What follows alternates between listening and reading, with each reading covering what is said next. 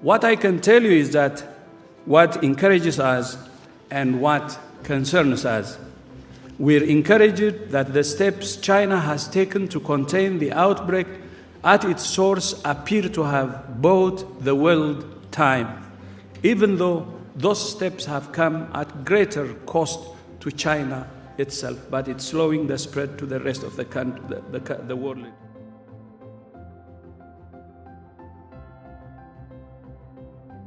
Personally, I think myself and the Director General have never seen the scale, commitment of an epidemic response at this level, in terms of all of government involvement across all of the different arms of government, with a tremendous support being poured into Wuhan and Hubei from the central government.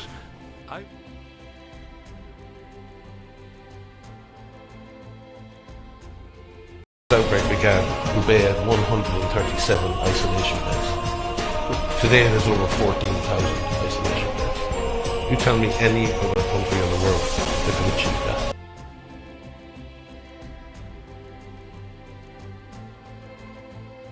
It's the unanimous assessment of the team that they have changed the course of this outbreak. What was a rapidly escalating outbreak has plateaued and then come down faster than one would have expected. It's hundreds of thousands of people in China did not get COVID-19 because of this aggressive response. When we look at how dangerous this disease is as well, I think we have to be careful looking at the China data, because China know how to keep people alive from COVID. They're super committed to it. And that was the other big thing we heard again and again from anyone in China was, it's our responsibility to do this for the world, not just for them. So we heard that quite a number of times.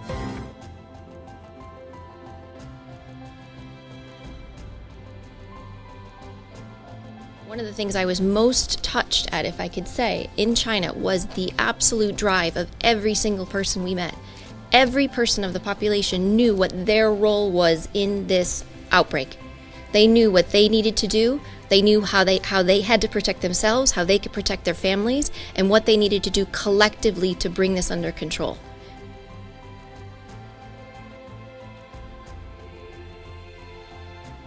We are going to make sure that we can isolate them and keep these people alive so they survive the case. The rest of the world would be access the expertise of China, and they've done this at scale. They know what they're doing, and they're really, really good at it, and they're really keen to help. If I had COVID-19, I want to be treated in China.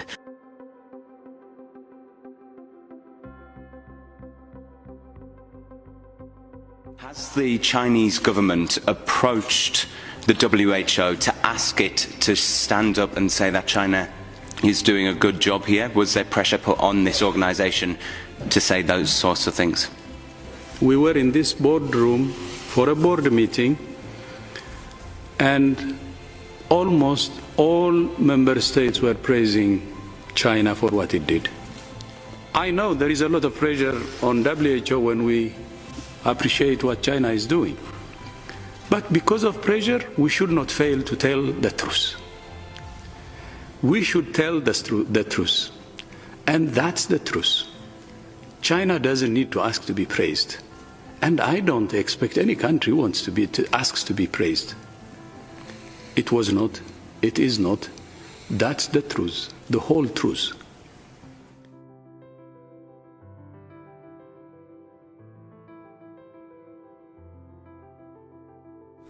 As I have said repeatedly since my return from Beijing, the Chinese government is to be congratulated for the extraordinary measures it has taken to contain the outbreak, despite the severe social and economic impact those measures are having on the Chinese people.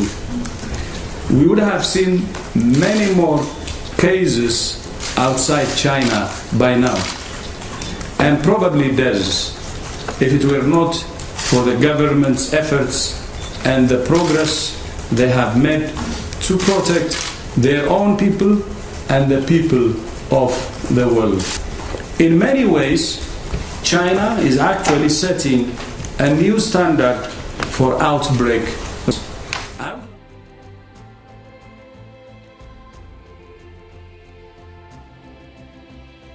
experience that China has had needs to be shared, and this is an excellent example of that in peer-to-peer and sharing what has been done, what can be done in other countries, and having them as part of this mission and having direct interaction with another country, sharing those experiences, whether it's about case and contact finding, whether it's about the care and management of patients, whether it's about how they're readying hospitals and PPE and infection prevention and control. That direct interaction is what we want to see more and more happen. So having China share their experiences with other countries is nothing short of excellent.